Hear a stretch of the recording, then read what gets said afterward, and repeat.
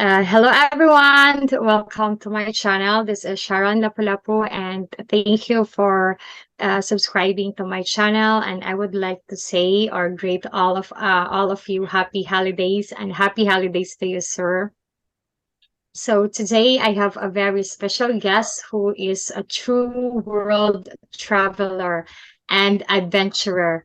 My guest is Sir Dan on Vagabond Awake YouTube channel, and I will put the link to his channel and my video description. And Sir Dan has made over 866 videos that it's boats on the ground that teach subscribers and viewers the best places to retire cheap internationally. And he provided you with the written reports of the 80 best retired cheap destination in the world. And he also provide techniques to save money throughout his travels. And he upload 2 videos per week, normally on Saturday and Wednesday. So Sir Dan, welcome to my channel. And I watch your channel daily and I fan of you and I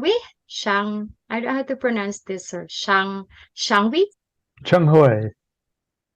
Shangwei. Okay, Shangwei. Yeah. So let's get started.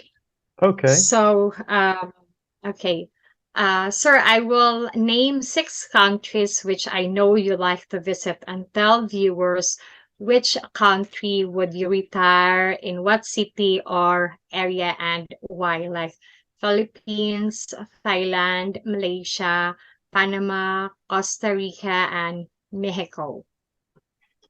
Well, thank you, Sharon. It's a pleasure to meet you. And I've also watched your videos, and I think you do a great job. And so Thank you. thanks for inviting me on your channel. And by the way, everyone, um, I interviewed Sharon over on my channel too. So come on over and watch that interview. And it was, she'll tell you about some of the pros and cons of dating in the Philippines. So thank you so much for your time on that, Sharon. And so for those 6 countries, Philippines, Thailand, Malaysia, Panama, Costa Rica, and Mexico. If it's okay, I'm going to look up at my notes here because Sharon was kind Yes. enough to send me these questions in advance so I could do a little thinking for you, which was helpful. Mm. And so maybe I'll just start by maybe saying the top few in each of those countries. So in the Philippines, my top 3 favorite places to retire cheap would be Baguio in the mountains. If you like cool weather, it's on the island of Mm. Luzon, beautiful place. And then south of Luzon, the first island south is there's a place called Porto Galera, which is a gorgeous place. It reminds me a Mm. little bit of El Nido, but it's closer to Luzon, which is quite nice. And then also Dumaguete, down further south in the Philippines, would be a lovely place to Mm. retire. In Thailand, I probably would go with Koh Samui, which is an island in Thailand, a beautiful island, or Jomtien, which is on the mainland of Thailand. And those are both great choices. Koh Samui is a Mm. beautiful island with beaches around, and it's more of a tourist place, but there are affordable places to live there. And Jomtien is more of a city where everything you would need is there, Mm. and it's very cheap. They're both great choices, though, and they're both on the beach. For Malaysia, I would probably pick Kuala Lumpur, Georgetown, Penang, or Mm. Kota Kinabalu on the large island of Borneo, the third largest island in the world. Kuala Lumpur is probably one of the most advanced cities in the world, and it's the infrastructure there is really unmatched in many parts of the world. Georgetown is a foodie heaven. It's an island, Georgetown, Penang, and it's also Mm. it's not far off the coast, and there's a bridge over to it, and it's just a really fun place to hang out, and that's why I would pick that. Kota Kinabalu is a little bit more remote, and it's a little bit more of a natural destination with amazing mountains and rivers and white sand beaches, and it's more of a place you'd go if you wanted a very deep and meaningful connection with nature. In Panama, on the Caribbean side, I would probably go with Bocas del Toro, which is an island, a beautiful white sand beach island. which has both local foods and foreign foods. And or I would go with Boquete, which is in the mountains, very high elevation. So it's cooler weather, but there's a large expat community there, a lot of great restaurant choices. And all of these places, by the way, have a relatively cheap cost of living. In Costa Rica, I would probably take that off the list if you're looking to retire. It's a bit overpriced and it's under delivers in terms of what it provides. It's the most advertised and most talked about place in the Americas, including North, Central, and South, for retirees from the United States to move. But I think it's been oversold and it under delivers. I would just stay away from there. It's okay to go there for a vacation, but it's not really a place I would recommend retiring. In Mexico, my top three are Querétaro, which is a mountain city. It's a beautiful mountain city, and it was built during the colonial era period when Spain was in charge of Mexico. And so it has the cobblestone streets, all the beautiful colonial era buildings like you would see in Vigan in the Philippines. And it has, because it's Mm, at a higher elevation, it's cooler, and it's what they call the Silicon Valley of Mexico because there's a lot of tech companies that have outsourced into that area. mhm, So there's more money than many other parts of Mexico, and it's very beautiful. My another choice would be Puerto Morelos, which is at sea level on the Caribbean. So you have white sand beaches and turquoise water, and there's a little village about 2 kilometers back from the beach where I would live, where there's some mm, affordable living and some great neighborhoods with a lot of authentic Mexican foods. And then my other top choice for Mexico would be a place called Oaxaca, which is another high elevation mountain city that was built during the colonial era period. And Oaxaca, so it has all of the cobblestone streets and the beautiful colonial era buildings that have been restored.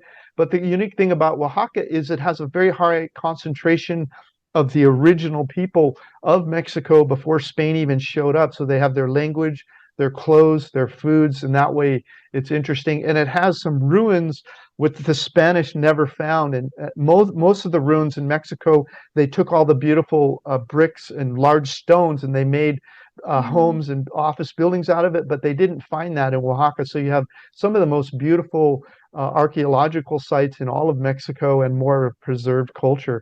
And so it would be tough for me to pick um, which of these I would retire in. And for that reason, I'm what's called a slow traveler. Now, I make these recommendations of the best places to live based on what people are looking for, whether they want cooler weather or warm weather, whether they want colonial era mm, cities or newer cities. But for myself, I'm what's called a slow traveler. I like moving around the world, and I generally see about 5 countries a year, and I try to stay in each place for 2 to 4, even 6 weeks to get to know it, so my reports about where to live make sense because I've lived and had my feet on the ground there. And so I would have a tough time picking between these places.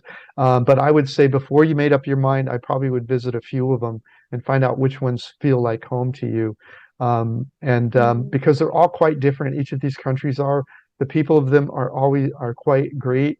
But if you're all about nature and you want to be in a place that has beautiful beaches and waterfalls and and really good people and a lot of natural beauty. It's hard to go wrong with the Philippines. And Sharon, you mm. know that better than anyone. So I would pick this. Yes. Yes, and I hope. Okay. Okay, sir. I hope I wish to travel any one country that you mentioned, but I don't know if I can. Well, keep up the good work. I'm sure Okay, with the videos you're so putting out, eventually you'll be able to travel mm, because you'll have extra money coming in every month. yes, I hope. So traveling takes a lot of energy, efforts, and planning. What techniques, practice, and methodology do you use to stay motivated and decide which country to visit? Okay, as I mentioned, I'm a slow traveler, which means I go all over the world. One of the ways that you can remain sane when you're traveling the world is by spending more time in each place.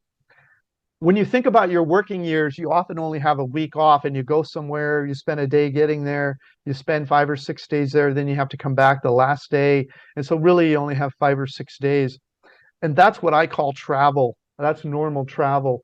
And that can be tiresome. But when you're a slow traveler, you can stay in places for a few weeks or a few months. And that means that maybe in any given Mm, week, you may only spend a day or two, maybe even three when you're out exploring where you are. But since you're there for 4 or 5 or 6 weeks, you don't have to cram it all into a short period of 5 days. And so you have time to relax, you have time to read, you have time to mm, watch Netflix and go and just downtime, if you will. And by having downtime, that's mainly the main technique. You don't want to overdo. You can't run when you travel like I do. You can't every day get up in the morning and go out and do a tour. You have to mm, pace your life, and also you also need to maintain your health. It does take energy to slow travel like I do. So you want to work out. I work out 5 days a week. I go for a run. I go to the gym. I mm. do stretching and different things. And by keeping my energy level high, I'm able to withstand a lot of the annoyances that travel brings. So that's an important thing too. Okay. Do you or have you ever get sick abroad, and what insurance or health plan do you use? Um, when I first started traveling, I went to India. It was actually for work, and I had every seventh week off, and I had insurance through work, and I ended up going to the hospital for about 5 days. I had a lung infection that required antibiotics and Mm, MRIs and a bunch of things, and I was surprised how little money it costs. When we go to the hospital in the U.S. for 5 days, you're looking at a bill somewhere between 20,000, probably more like mm, 40,000 or 80,000 US dollars. But when you get outside the USA, it's nothing like that. My 5 day stay in India was $1,600. My work paid for 1,400 of it, and I paid a $200 deductible. Once I saw that, and once I learned about what we call medical tourism, I found out that I can yeah. save 80, 70, 80, sometimes 90% on procedures than what they would cost in the USA. And so I don't carry any insurance anymore. I just go into the hospital once a year, get my blood tested, and I don't bother with insurance. I'm moving a lot, so it makes sense for me. I'm not recommending it for other people, but I do happen to know that through research and on medical tourism, even if I got a horrible disease like cancer or heart disease or something like that, I would be able to go and get treatment somewhere between like 10, 40, maybe 50,000 Mm, US, which might cost a half a million or $1 million in the US. And since I haven't been paying for mm, medical insurance now since I left the US in 2007, I have the money saved up where I could afford to pay a big bill like that. And so I just pay as I go. And by working out and staying healthy and eating right, I haven't really been to the hospital since, and I haven't had any expenses other than my what I call maintenance, which is making sure my blood is right and seeing the doctor once a year, going to the dentist. I just take mm. care of everything by cash and by staying with monthly maintenance or yearly maintenance on all of it. Okay. And there are many American and foreigners who imagine or want to travel abroad but keep road blocking themselves from doing it. Any advice to motivate or encourage them to take action? There was a movie in the U.S. I can't remember the name of it, but it had Bill Murray in it, and it might have been called Baby Steps or something like that. And it was about a Mhm, psychologist who Bill Murray was the patient, and the psychologist taught him this idea about baby steps. I guess he couldn't get out of the house because he kept imagining these huge things that he would do when he left the house. And so my advice is really is get motivated maybe by watching YouTube videos of beautiful places around the world. But then you can go on some of the web pages that sell trips or airfare, and you can put in these mm, things that say, "Tell me when the airfare drops to this country or that country." And then when these emails come in, eventually one will come in where you're like, wow, it's only $200 round trip to fly to this place that I saw beautiful videos about. I'm going to buy a ticket and just go for a week or two and spend some time outside the country mm, and see if it's really it's not as complicated as it probably sounds if you're not a traveler. It's quite easy and enjoyable, and it really will open your mind. And so just take some baby steps. Go take one trip before you think about traveling the world. okay. And how do you know and learn the best price conscious accommodation in your travel? Is there any tips that you can provide? Yeah, I have all kinds of tips and tricks on my Vagabond Awake YouTube channel. I have one in particular about this question. If you just Google the words Vagabond Buddha, which is my webpage, my YouTube channel is Vagabond Awake. But if you Google the words Vagabond Buddha, how to find perfect apartments around the world, you'll see a written report there and a video that'll teach you my method. But to give you the short story, usually what I do, since I go to places more than just a week or something, usually what I do is book a place for 2 or 3 or 4 days, usually in the neighborhood I want to be in, which is often a neighborhood you can walk in that city or that place. And the way you find the walkable neighborhoods is you open up Google Maps and you'll see there's like a tan area, and that's where the people Mm, mostly are. And I try to book a place near there so I can walk everywhere. And then once my feet are on the ground, if I'm trying to save money, I'll walk around and I'll look for neighborhoods I like, and I'll look for signs on mm, rentals. And it's often 20 or 30 or 40% cheaper than it is online. You're always paying top dollar when you're online because the people that are booking online are often have more money. They're looking for convenience. But if mm. you're willing to do a little footwork and walk around, you can get the kind of prices that I talk about on my channel. And I explain all of that in that report. Okay, and what medicine or first aid or travel items that you deem mandatory for traveler, especially to lower income countries? Okay, so um, overall, the world has almost all of the medicine that you're probably taking at home. But if you're Mm, taking a short trip, you're going to want to bring a supply more than your trip. Let's say you're going somewhere for a week. You want to bring a 30-day mm, supply in case you decide to stay longer.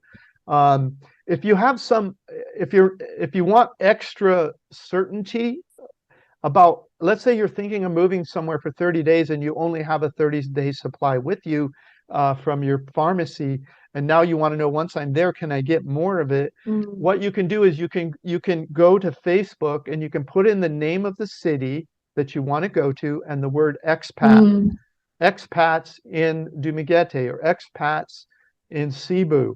And there'll be a web page on Facebook that just has a bunch of expats. Expat stands for expatriate. And what that means is someone who's living outside their home country. And so you would go to that expat Facebook for Cebu and you'd type in the words, I have diabetes, I'm coming to Cebu. How much does a mm, prescription cost? And do I need a prescription? And what does it cost? Is the availability there? And let another expat tells you who has diabetes or whatever, tell them to private message you if they don't want to disclose whatever mm, medicine it is, private message you, and they'll tell you, yeah, I take insulin every, whatever, every day, and it's available here. It costs you so much, and you don't need a doctor. You can, or you do. I don't know what insulin is. I don't take it. And then so you get that peace of mind by asking a person like yourself who went to mm, that country and solved that problem already, whatever the problem is, whether it's medicine or a chiropractor or a dentist, any kind of problem that an expat would know, mm. or a local for that matter. There's also many locals on those expat pages that also answer these questions. Okay. And what about packing clothes, sir? Did you bring big luggage or just backpack with essentials?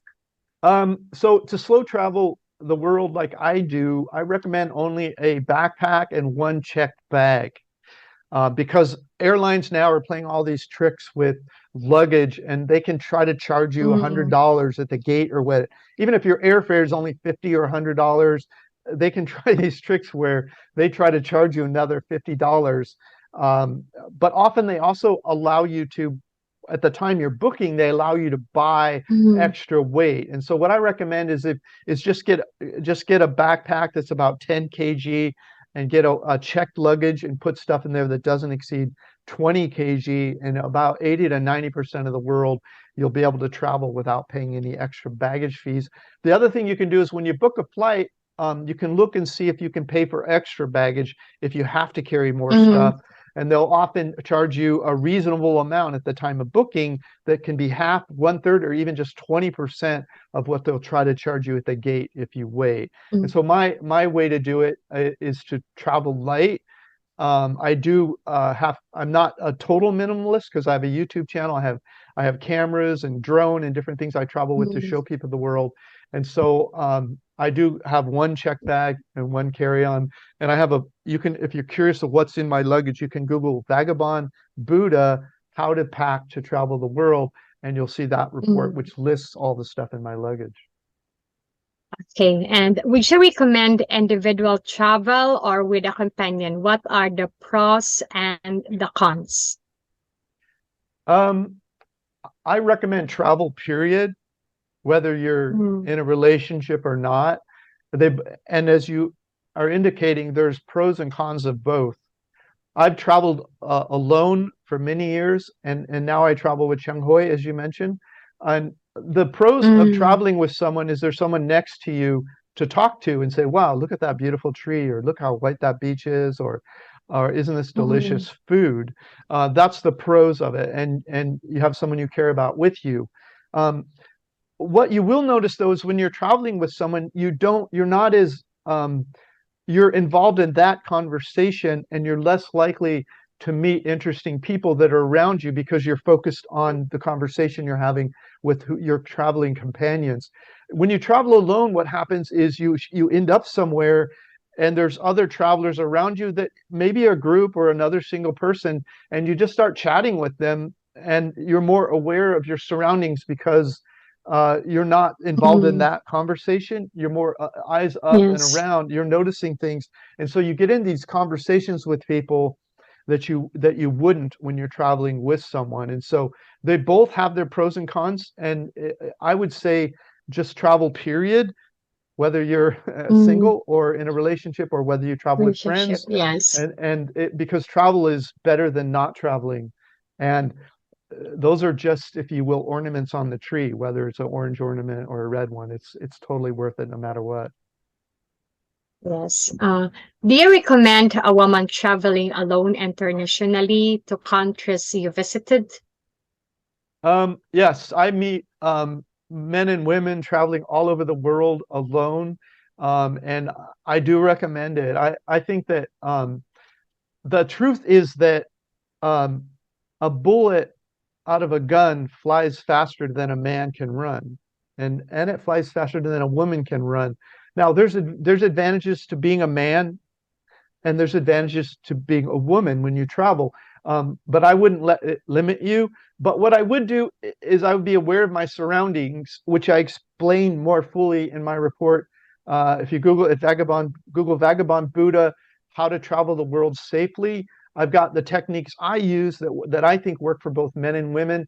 And I also recommend doing reading about places before you decide where to go and find that comfort level between spontaneousness and reading about safety, and so you're making the right decisions. But in general, I would travel as a woman. I probably would just I would change a little bit of my behavior. Maybe I wouldn't be out as late at night. I would try to be in my accommodations as dark approaches. I would try not to go to isolated places. But honestly, those are things I recommend for men too, because you can be Mm, overpowered as a man. You can be overpowered by two men or a bigger man. So there's no guarantee as if you're a man that you're safer than a woman. And so read that report and see what my more thoughts on it. But as a woman, I wouldn't give up on the idea of travel. I think it's I think you can do it safely, and I have many female friends that have done it safely for many years. okay. And why you decide to leave US and become a traveler YouTuber? Okay, so I left the US in 2007 to take a job in India, which Mm, lasted about 3 years. And then after 3 years, I wanted to see other countries. So I quit that job and asked my boss if I could work remotely on my laptop, and he said yes. mm, And I did that for about another 5 years. But eventually, I didn't want to have a boss anymore, and so I decided I would try to different things. I tried selling products on Amazon, and finally, I decided what I would do is start a YouTube channel and share what I'd learned. Because Mm, by that time, I'd already been to 50 countries. I knew how to travel. I knew ways to save money and ways to protect yourself. And I had a lot of knowledge I wanted to share. So I started vagabondbuddha.com, and I started my YouTube channel, Vagabond Awake, where I teach people about all this stuff. Um, but I didn't start that until 2016, which is 9 years after I left mm, the USA. Once I had all that knowledge, and so I left the USA just because I'm curious about the world. Even when I was in the USA, on weekends, I would go to places near where I lived I'd never been before. Or if I had a long weekend, I might go to another mm. state. I've always been interested in travel. One of my lifetime goals has always been to travel the world. And so it was just a natural progression for me to even take a job overseas and turn it into this life of travel now. And now all I do is YouTube and teach people how to retire cheap overseas. Okay, so that's the end of my interview to Sir Dan. And Sir Dan, thank you so much for the interview. And your videos are God sent to all retirees and foreigners who really would like to travel, and to the all viewers and subscribers. So, Sir, thank you so much. I really greatly appreciate that you are agreed for the interview. Okay. Thank you, Sharon, Thank you, and sir. I appreciate your time. And come on over if you're one of Sharon's subscribers or you enjoy her videos. Mm. Come on over and hear her talk about dating in the Philippines. Thanks, Sharon. Okay, so okay. Thank you, sir. Thank you so much. Bye. God Bye bye. bless. Bye bye.